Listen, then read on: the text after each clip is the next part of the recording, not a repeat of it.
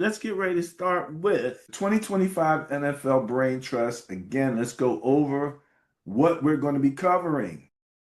Number one, for each team in the NFL, we have talked about these positions, and we only have 10 that we're about to cover. Those are the top 10 and our rankings. But we're covering general managers, head coach, offensive coordinator, defensive coordinator, special teams coordinator, and quarterback. That is what we are calculating in as the brain trust for the team. At one point, I was going to put the owner in there, but then I looked at it, I'm talking about game day, who you got on the field. That goes back to the general manager and what you do with them on the field. You know, that's your coaches, and then what you actually can do on the field. And found out some great stuff, Benny. So I'm gonna have some fun with this.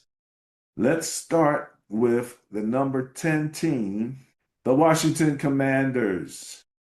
Adam Peters, general manager. Adam Peters, 2024 average net points for those Commanders was plus 4.8. And again, net points can be negative or positive. So we are in the positive end of it now and moving upward. Adam Peters, former 49 exec, my beloved 49ers, known for draft success and roster construction. So he's definitely put together an interesting roster this season. Head coach, Dan Quinn. Dan Quinn is a defensive leader with Super Bowl pedigree, emphasizes culture and toughness. All right, Dan Quinn. Offensive coordinator, Cliff Kingsbury. Air raid routes, emphasizes tempo and vertical spacing. Air raid. You think about Jayden Daniels and the air raid. And then, that's another way of thinking about him and what he has to do at the line of scrimmage. I don't think they run that much air raid, but you'll tell me a little later. Joe Witt Jr., defensive coordinator, longtime assistant, specializes in DB development and zone disguises. Larry Izzo, special teams coordinator, one of 22 people in NFL history to win a Super Bowl as both a player and a coach.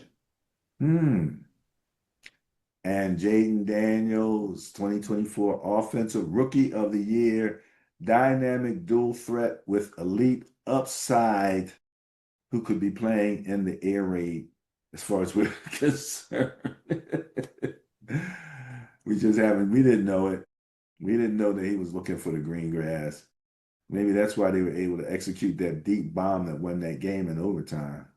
That and the fact that the one guy that was supposed to be back there was over at the sideline hollering at the crowd. But what you got on him? Starting with Jayden Daniels, the quarterback. Obviously, he had a great season last season.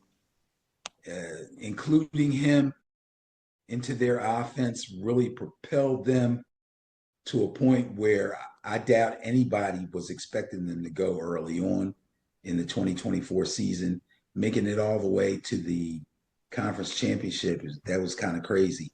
Or darn near, yeah, conference. Anyway, excuse me. The only thing that we can hope against, and I don't want to put the kibosh on him, but I don't think anybody saw CJ Stroud's sophomore jinx coming last year. Now, it's true that the Texans had some other issues that would affect him, but he did not really play that well last year. So as long as that doesn't happen to Jayden Daniels, I think all the success that everybody's forecasting for him will probably come true. Larry Izzo, special teams coach, did win as a player and as a coach. I believe he was on the Miami Dolphins team that won. Defensive coordinator, I know that guy, Joe Witt. I know he's been with some other teams too. He's a good coordinator, and he's been with Dan Quinn, I think, at a couple of other stops. So Dan Quinn being a defensive coach or defensive minded coach, and an ex DC in his past, they're kind of joined at the hip. And offensively, Kingsbury He's not running the air raid, the old air raid that he ran in college, or the old air raid that he came in and tried to run with Kyler Murray. I think he's learned his lesson as far as what the difference is between offenses in the NFL and offenses in D1. So it's a modified air raid, and I liked it a lot better than he had when he was with the Cardinals. Really? Kyler's probably looking at the Commanders, going, "Dad, we could have did that," But these coaches, it takes some time. Look at Chip Kelly. He's back. Yeah, He had to figure it learn his out. lessons. He had to figure it out. Man, let me tell you, I took a quick look to see if there was anything else I could say about some of these people.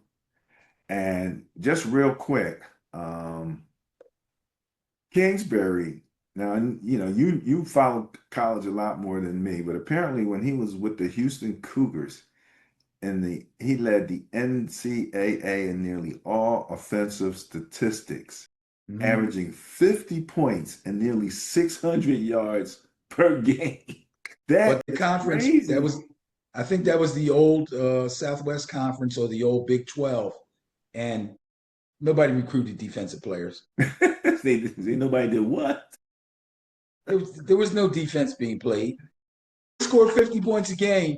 They were winning 50 to 30, 50 to 45, 50 to 42, 50 to 38. Amazing, amazing. And then my man Jay Daniels, when I looked at this, did you know he was a hurdler in high school? I heard he ran track. I didn't know he ran hurdles. That's cool. They said he was a hurdler. He ran 100 meters, the 200 meters, the 400, and the full by 100. I can believe that. Dude was doing some running back in the day. He's fast. Oh, He ain't no joke. He ain't just football fast. he fast, He fast. fast, fast. Man, I was like, holy mackerel. Okay. Well, that was fun.